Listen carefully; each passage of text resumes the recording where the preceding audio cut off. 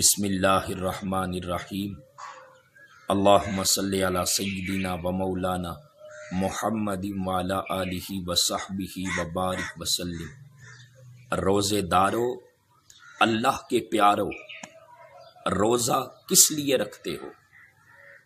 روزے کا مقصد کیا ہے؟ کیا روزہ صرف بھوکا اور پیاسا رہنے کے لیے رکھا گیا ہے، یا روزہ رکھنے کا کوئی اور مقصد بھی ہے؟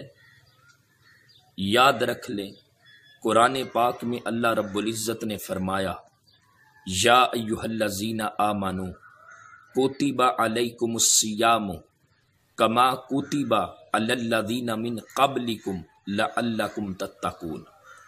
اے ایمان والو، تم پر روزے اس لیے فرض کیے گئے ہیں جس طرح تم سے پہلے لوگوں پر فرض کیے گئے تھے، لعلکم تتقون، تاکہ تم متقی اور پرہیزگار بن جاؤ۔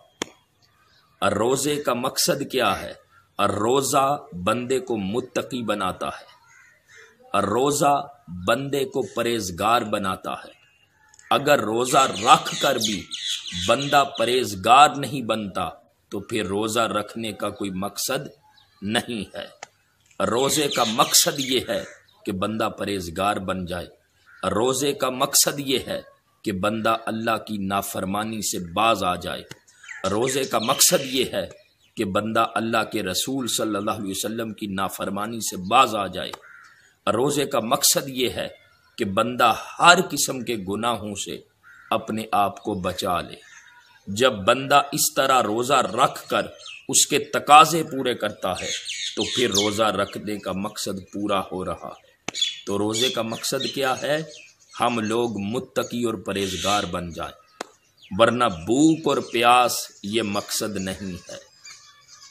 اور پھر حدیث مبارکہ کے اندر آقا علیہ السلام نے فرمایا، الصوم جنۃ، روزہ ڈال ہے۔ اب روزہ ڈال ہے، اس کا مطلب کیا ہے؟ پہلے زمانے کے اندر جب لوگ جنگیں لڑتے تھے تلوار کے ساتھ، ایک ہاتھ میں تلوار پکڑتے اور دوسرے ہاتھ میں وہ شیلڈ ہوتی تھی، ڈال ہوتی تھی، جس کے ذریعے دشمن کے حملے کو وہ اپنی شیلڈ کے ذریعے، ڈال کے ذریعے سے روکتے تھے۔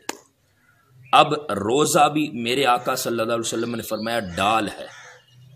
اب روزہ ڈال ہے، اس کا مطلب یہ ہے کہ جب شیطان مسلمان کے اوپر حملہ آور ہوتا ہے تو روزہ آگے ڈال بن کر اس شیطان کے حملے کو روک دیتا ہے، اس لیے فرمایا روزہ ڈال ہے، یعنی روزہ بندے کو شیطانی حملوں سے بچاتا ہے، روزہ بندہ مومن کو شیطانی وسوسوں سے بچاتا ہے، روزہ بندہ خدا کو ہر قسم کے گناہوں سے بچاتا ہے اور متقی اور پرہیزگار بناتا ہے۔ اس لیے روزے کا مقصد یہ ہے کہ ہم متقی اور پرہیزگار بن جائیں، ہم اللہ اور اس کے رسول کے تابعدار بندے بن جائیں۔